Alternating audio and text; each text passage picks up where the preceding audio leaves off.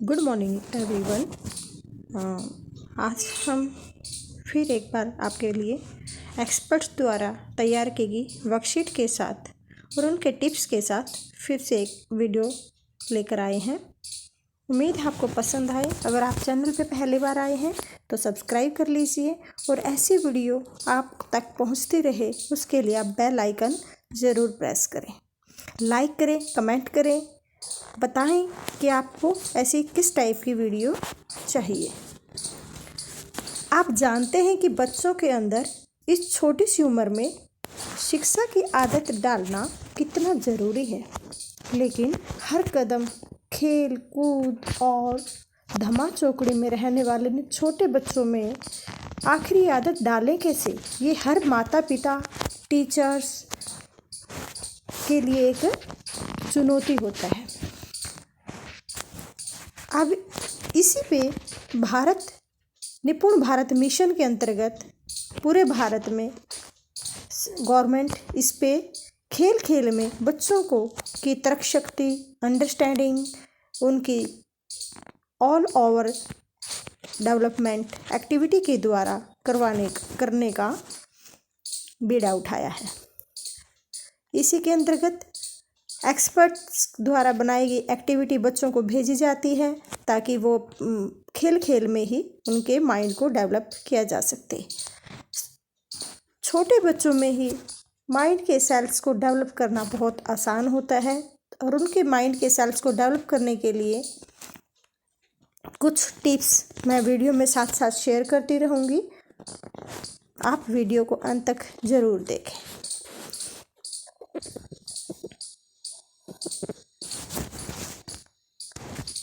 फूल का चित्र बनाने के साथ साथ अपने बच्चों को और कौन कौन से काम दे सकते हैं। बच्चा एक्टिव बना रहे, वो घर के कामों में उसकी आदत बनी रहे, पढ़ाई में ध्यान लगा रहे, इसके लिए आप उन्हें इस टाइप के कुछ काम घर में कह सकती हैं। जैसे बच्चे को किसी भी एक छोटे से फ्लावर को चित्र बनाने को कह सकती है, उसका मनपसंद उसमें कलर करने के लिए कह सकती है। कुछ फ्लावर दिखाने के साथ साथ बता सकते हैं कि आपको कौन सा फ्लावर पसंद है, उनके नाम बता सकते हैं। साथ में है कि इस फूल का चित्र आप बनाइए, उसके कलर अपनी पसंद से करें। इसके साथ साथ वो दूसरे काम उसमें करवा सकते हैं, जैसे कि बगीचे में पानी डालना हो, कहानी सुना सकती हैं आप उसे कहानी सुनाने के लिए कह सकती हैं। अपने स्कूल का बैग लगाना, जैसे बच्चा डेली स्कूल जाता है उसे एक अंदर आदत डाली जा सकती है कि डेली अपने शाम को बैग को तैयार करके कॉपी, पेंसिल, बुक्स सब चीज़ें उसके अंदर रेडी करके वो रखे। छोटी छोटी कविता, बाल गीत वो आप उन्हें सुना सकती हैं, उनसे सुन सकती हैं। इस टाइप के कार्य करने से बच्चे में आदत विकसित होती है, पढ़ाई की तरफ रुचि पैदा होती है, काम करने की आदत डलती है और उसका ऑल ओवर डेवलपमेंट होता है। आइए एक्सपर्ट द्वारा भेजी गई कुछ वर्कशीट को आपके साथ साझा करते हैं। उसको करते हैं कि कैसे बच्चा इससे अपना तर्क शक्ति, चिंतन शक्ति, अपना कौशल, रिस्ट मसल्स इम्प्रूव होती है, सोचने समझने की शक्ति उसके अंदर इंक्रीज होती है, डिसीजन लेने की पावर इंक्रीज होती है। चलिए देखते हैं नेक्स्ट वर्कशीट। काले रंग की चीज़ों पर निशान लगाएं। अब बच्चे को इस वर्कशीट से एक कलर बहुत अच्छे से लर्न हो जाएगा, जिससे हम उसकी प्रैक्टिस करवा रहे हैं। ब्लैक कलर, काला कलर।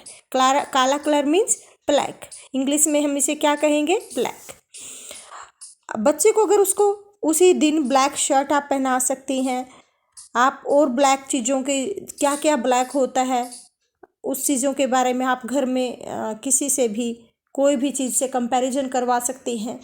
तो उसके साथ इस वर्कशीट का अभ्यास भी करवा सकती हैं। तो इतना ब्लैक कलर की पहचान करवाने के बाद बच्चे को काला कलर बताने के बाद उसको इंग्लिश में कन्वर्ट कर सकते हैं ब्लैक। उसके बाद इस वर्कशीट में अभ्यास कराएं, पता चलेगा बच्चा को काला कलर में पहचान हुई या नहीं। तो कुछ डिफरेंट कलर है इसमें, जैसे फर्स्ट में पिंक है, सेकंड में ब्लैक है, थर्ड ट्री ग्रीन कलर का होता है, यहाँ पर क्रो है जो ब्लैक कलर का है, ब्लू कलर के कवर है, ब्लैक कलर के स्पेक्स हैं, येलो कलर का बल्ब है और ब्लैक कलर की मूछी का पिक्चर बनी हुई है और ब्लैक कैट। तो हमें जब बच्चे को ब्लैक कलर की पहचान हो जाएगी, हमने उसकी प्रैक्टिस करवा दी है, एक दिन उसका दिन ब्लैक कलर का चूज कर लीजिए। बच्चे को ब्लैक शर्ट पहना दी, ब्लैक कैप, ब्लैक सॉक्स या ब्लैक पैंट, कुछ भी एक ब्लैक चीज़, या ऑल ओवर उसको ब्लैक कपड़े उस दिन पहना दिए, तो जिससे कि बच्चा कलर की एक एक कलर करके पहचान 10-12 कलर और आसानी से पहचान कर सकता है। उनको साथ साथ हिंदी के कलर के नाम के साथ इंग्लिश में कन्वर्ट ज़रूर बताएं, जैसे ये काला कलर की काले रंग की चीज़ों पर निशान लगाएं, तो इसमें से पहचानें और उसे बताएं काले को क्या कहते हैं इंग्लिश में, ब्लैक। जैसे काला, काला ये हो गया, लिख भी देते हैं साथ साथ का और ला, इससे उसका भाषा विकास भी साथ साथ हो जाएगा, मात्राओं का ज्ञान हो जाएगा और वर्ण की पहचान भी हो जाएगी। काले को इंग्लिश में बोलेंगे ब्लैक, तो ब्लैक भी साथ साथ लिख देते हैं, BLAC,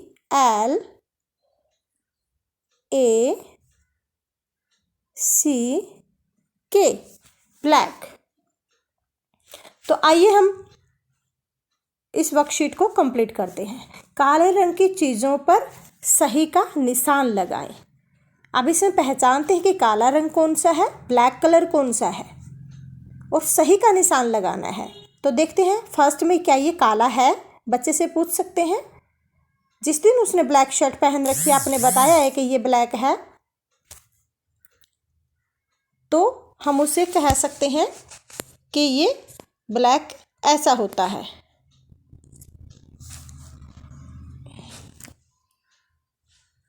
नेक्स्ट ट्री से पूछ सकते हैं, ट्री सबके घर के आसपास होते हैं, ये ग्रीन कलर का है, ब्लैक क्रो ब्लैक है, इस पे टिक करेंगे। नेक्स्ट ब्लू कलर का है, तो हमें सिर्फ काले रंग की चीज़ों पर ही टिक करनी है, इस पे नहीं करेंगे। तो ब्लैक स्पेक्स है, तो हम इस पे टिक करेंगे।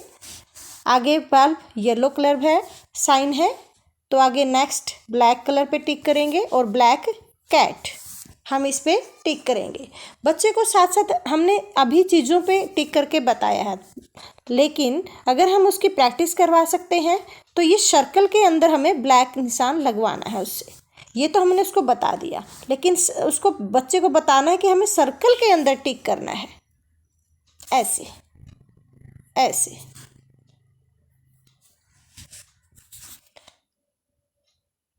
नेक्स्ट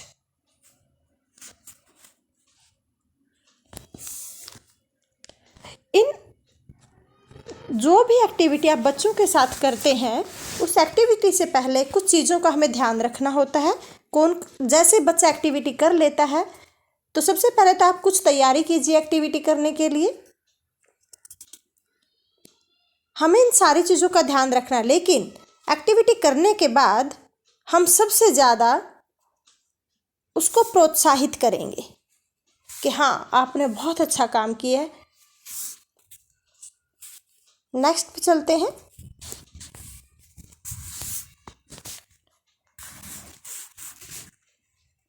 नेक्स्ट वर्कशीट है, अक्षर को सही चित्र से मिलाओ, जैसे यहाँ किया गया है।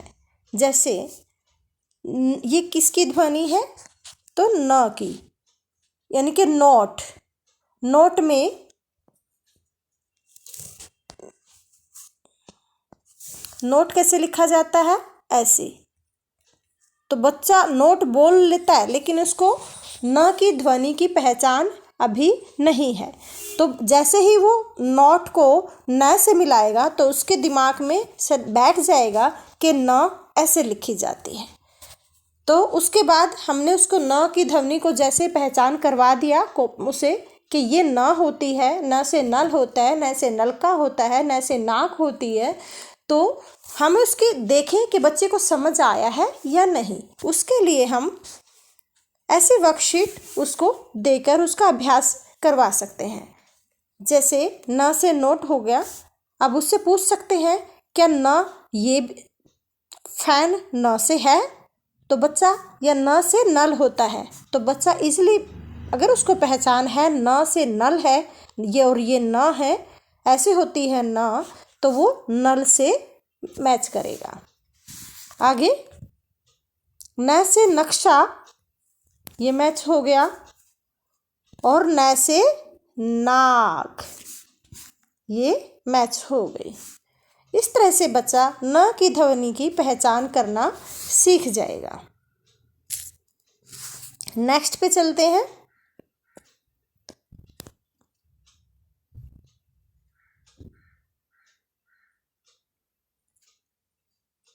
इस चित्र को ध्यान से देखें, इसके नाम की पहली आवाज़ क्या है। अभी हमने इसी की वर्कशीट की प्रैक्टिस की थी, तो इस टाइप के हम वर्कशीट एक दो और दे सकते हैं कि उसे पूछ सकते हैं इसमें, जैसे ये क्या बनता है, नल है, तो नल में, नल नाम की पहली ध्वनि में किसकी आवाज़ आती है। नल में, ये नल है और इसमें किस नाम, इस नल नाम की पहली आवाज़ क्या है, तो नल, नल में बच्चे को पूछ सकते हैं कि क्या है, तो बच्चा बता सकता है। अगर वो उसे समझ आ गया है तो वो बताएगा ये न नल होता है, उसको इजली से न वर्ण की पहचान हो जाएगी। नेक्स्ट पे चलते हैं।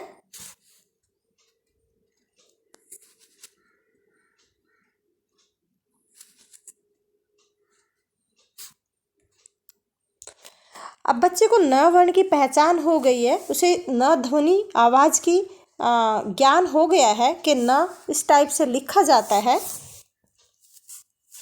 तो हम उसे आगे उसकी पहचान को और अच्छा करने के लिए, पुख्ता बनाने के लिए इस वर्कशीट के माध्यम से देखते हैं कि न क्या उसे पहचान हुई या नहीं।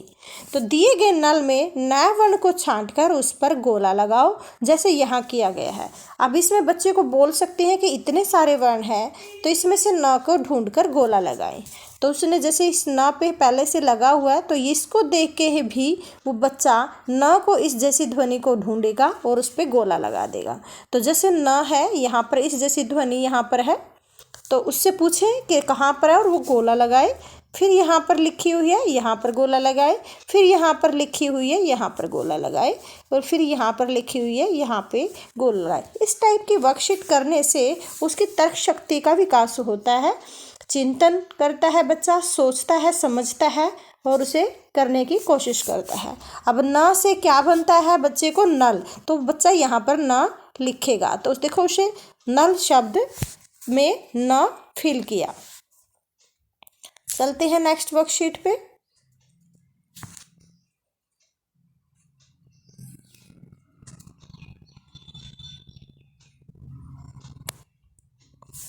अब हिंदी वर्ण के साथ साथ हम बच्चे को कुछ शब्दों का स्थिति का ज्ञान करा सकते हैं, जैसे काउंट राइट हुआ, अंदर बाहर, कम ज़्यादा।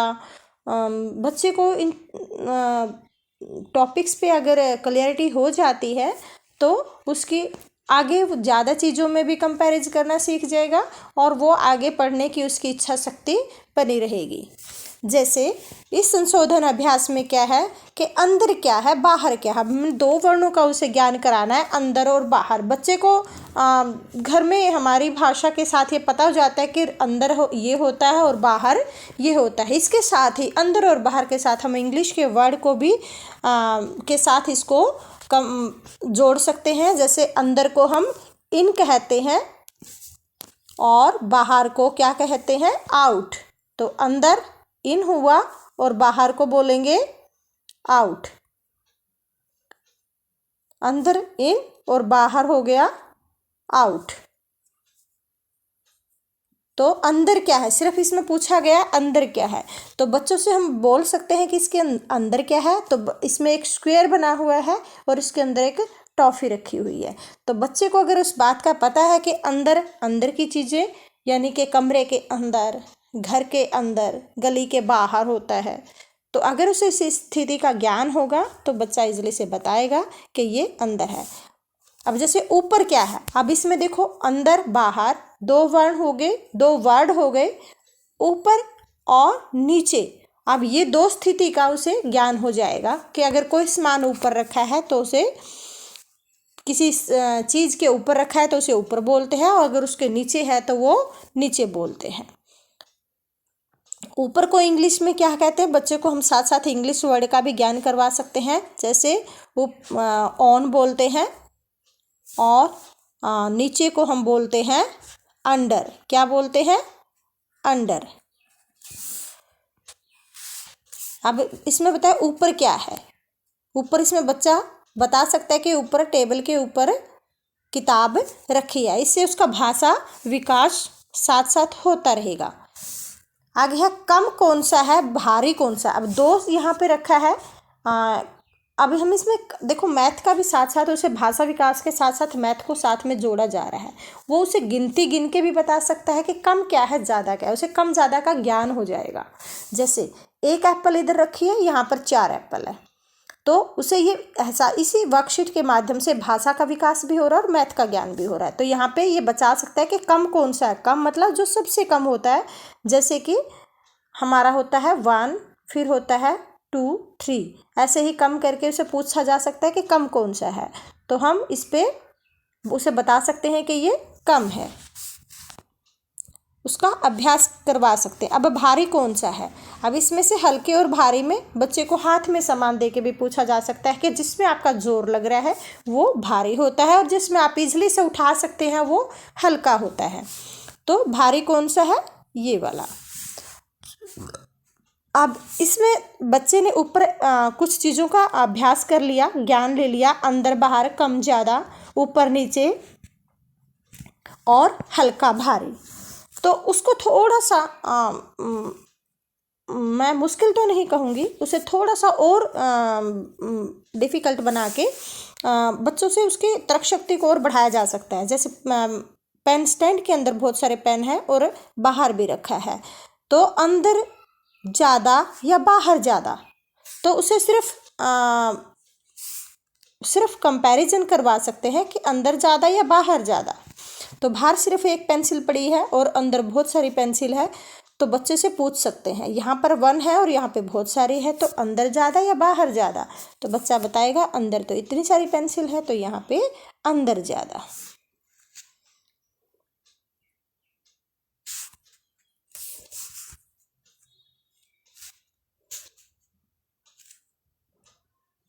नेक्स्ट पे चलते हैं।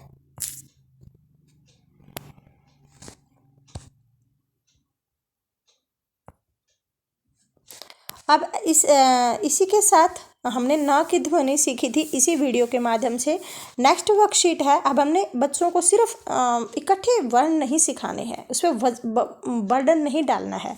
एक एक सिर्फ हिंदी के इंग्लिश के 26 लेटर होते हैं और हिंदी वर्णमाला के होते हैं 44। तो सिर्फ हमने 33 हमें पहचान करानी होती है, बाकी की हमें उसके साथ ही बच्चे को बताना होता है ये 2 मिलके बनता है, ये हमारी एक्स्ट्रा ध्वनि लगाई गई है। तो उसी के अंदर जैसे हमने न को सीखा, अब हमारी र को सीखने की बारी है। तो यहाँ पे है र से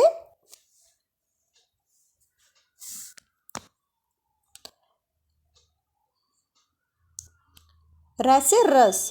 तो यहाँ पे ये देखो र की ध्वनि इसके साथ लगाई हुई है। आगे है र से रस्सी। तो बच्चे को बता सकते हैं र से रस्सी होता है, तो वो पूछ सकता है कि रस्सी की पहली ध्वनि ये ऐसी वाली होती है। तो आगे है र से रोटी।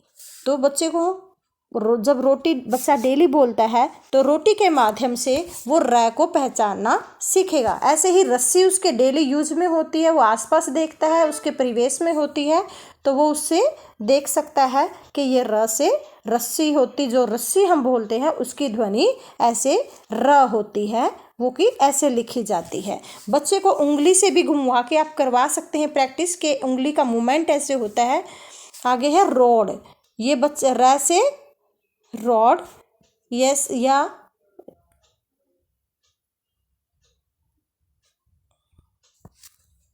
नेक्स्ट पे चलते हैं। आगे की वर्कशीट है, कौन सा आकार सर्कल के नीचे है। अब इसमें हमने पढ़ा था कि ऊपर क्या होता है, नीचे क्या होता है। हमने बच्चे को ज्ञान करा दिया था, ऊपर जो सामान रखा होता है किसी चीज़ के ऊपर होता है, और या जो नीचे है तो यानी कि ज़मीन के उसके नीचे हो सकता है उसी चीज़ के। जैसे टेबल के ऊपर अगर कोई रख दी तो इसे ऊपर बोलेंगे, अगर टेबल के नीचे कोई सामान रख दिया तो उसे नीचे बोलेंगे। अब इसमें पहले हम इसके साथ साथ बच्चे को इस आकार का भी ज्ञान करवाया जा सकता है इस वर्कशीट के माध्यम से। जैसे जो कौन सा आकार, अब इसको बता सकते हैं ये गोलाकार होता है। इसको क्या बता सकते हैं हम, गोलाकार होता है। तो साथ में हम इसके साथ इंग्लिश के वर्ड का भी ज्ञान करा सकते हैं। गोलाकार को हम सर्कल कहते हैं। क्या कहते हैं, सर्कल। दूसरी साइड है रेक्टेंगल। ये रेक्टेंगल है,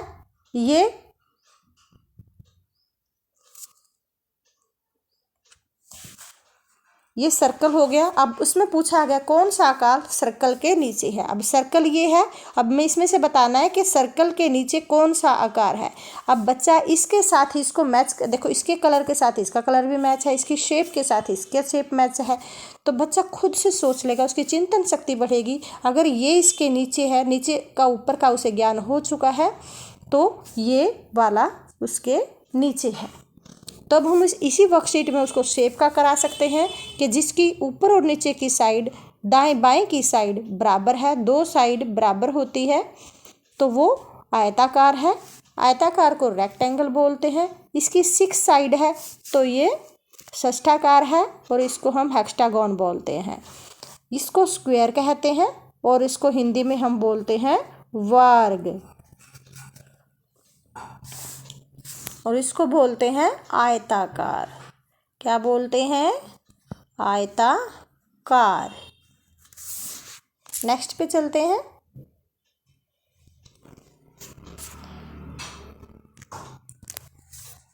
अब हमने 2 चीज़ों में हल्का और भारी का कंपैरिजन करना सीखा था, और बच्चे का उसका अभ्यास करवाया था कि हल्का और भारी क्या आता है। इसी वर्कशीट में हम भार के बारे में उसे 1-2 से ज़्यादा चीज़ों में भी कंपैरिजन करवाना, अनुमान लगाना सिखा सकते हैं। सेब, यहाँ पे है एप्पल, फर्स्ट में एप्पल, फिर ट्री, और फिर यहाँ पर है बटरफ्लाई। तो एप्पल, ट्री और बटरफ्लाई तीनों चीज़ों में से सबसे हल्का चुनो। अब उसे भारी और हल्के में ज्ञान हो चुका है। हमने उससे पहले वर्कशीट करवाई थी, तो उसमें तरबूज और एक सेब के बारे में था कि कौन सा इसके अंदर भारी है। अब उसे पता है कि जिसमें ज़्यादा मुश्किल से उठाया जाएगा वो भारी है, और जो इजली से हम उठा सकते हैं वो हल्का है। तो क्या वो पेड़ उठा सकता है, तो इसका मतलब ये बहुत भारी है। क्या एप्पल उठा सकता है, और यह बटरफ्लाई। तो बटरफ्लाई और एप्पल में वो थोड़ा सा कंफ्यूज हो सकता है कि कौन सा हल्का हुआ, क्योंकि उसने तो बटरफ्लाई उठा के नहीं देखी। तो बटरफ्लाई बहुत छोटा सा मक्खी की तरह एक अच्छा सा जानवर होता है, सुंदर सा, तो उसे बता सकते हैं कि बटरफ्लाई सबसे हल्की है। तो हम इस पे गोला लगाने के भी कह सकते हैं, और हम उसे सर्कल करने के लिए भी कह सकते हैं, और हम उसे टिक करने के लिए भी कह सकते हैं।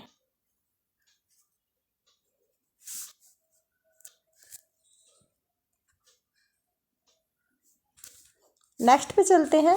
ये लकड़ी का गट्ठा है, लकड़ी है बहुत भारी होती है। ये बर्ड्स है और ये एलिफेंट है। बच्चे को पता है, बच्चा पशु उसके आसपास होते हैं तो वो जानता है कि पशु बहुत बड़े होते हैं, भारी होते हैं। लकड़ी के गट्ठा जैसे दिख रहा है, तो इससे भी आप समझा सकते हैं कि ये इतना मोटा है। तो जब बच्चे को पूछा जा सकता है कि आप ये उठा सकते हैं, तो उसे बता देगा बर्ड बहुत हल्का होता है, छोटा सा जानवर होता है। तो इसको आप टिक करना भी सिखा सकते हैं और सर्कल करना भी सिखा सकते हैं। यहाँ पे फर है, स्टोन पड़ा है, और ये फ्लावर है। तो फर सबसे हल्का होता है। तो बच्चे को जब पता चल जाता है तो हम उसे एक, इसमें सबसे बड़ी बात ये है, बच्चे को आंसर शीट कैसे फिल की जाती है उसके बारे में, वो उस तीनों में से हमें एक चूज करना है तो उसको कैसे चूज करें वो बता सकता है। उसका उसके अभ्यास हो रहा है।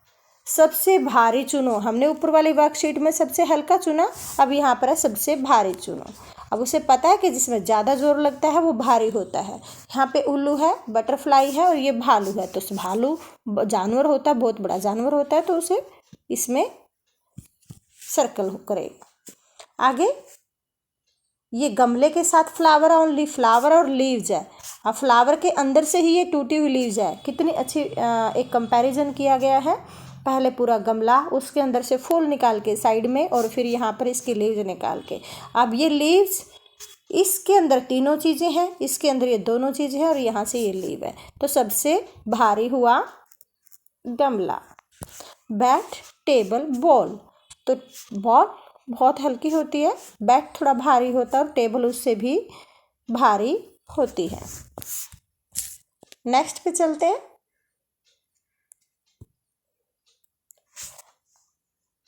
हमें हल्के और भारी के साथ बच्चे को एक वर्कशीट का और अभ्यास करवा रहे हैं। इसमें एक पेड़ पर कुछ आम थे। बच्चे की चिंतन शक्ति को विकसित करने के लिए बहुत सुंदर एक ये वर्कशीट है। वो सोचता है, समझता है, गिनता भी है और अपना भाषा का भी विकास होता है। एक एक करके सभी आम पककर नीचे गिर गए। अब वो सोचेगा ये पेड़ है, इस पे आम थे, और एक एक पकते गए और उसके जैसे जैसे ये क्वेश्चन आप बोलोगे उसके माइंड में ये पिक्चर बनती जाएगी और नीचे गिर गए। पेड़ पर अब कितने आम बचे हैं? अब देखो एक एक कर सभी आम पककर नीचे गिर के देख रहा है। वो सोच रहा है पेड़ पे तो फिर बचा ही नहीं कुछ भी, और जहाँ पे कुछ भी नहीं बचता तो कितने आम बचे, तो कितने बचे आम, तो आप उसमें से टिक करना है। पहले में उसमें ऑप्शन दिया कि 4 बचे, फर्स्ट में क्या 4 बचे, सोचेगा सभी आम तो नीचे गिर गए तो 4 कैसे बचे। दूसरे में क्या 2 बचे, आप पूछ सकते हो उससे। और तीसरे में क्या 0। अब उसे पता है कि जहाँ पे पेड़ पे जब कुछ बचा ही नहीं तो उसका सिंबल हमने उसको बता रखा है कि 0 होता है, और वो 0 बचा। नेक्स्ट पे चलते हैं। हो गया, शायद हमने सभी वर्कशीट को कंप्लीट कर लिया। आपसे निवेदन है बच्चे को खेल खेल में आदत डालें कि वो पढ़ाई की तरफ उसका इंटरेस्ट पैदा हो जाए। उसे ज़ोर ज़बरदस्ती ना करें। शिक्षा का सत्र को बढ़ाने के लिए अच्छे एक्सपर्ट्स के द्वारा, भारत मिशन के द्वारा कुछ वर्कशीट हम आपसे साझा कर रहे हैं जिससे उनका इंटरेस्ट पैदा हो जाए। Thank you.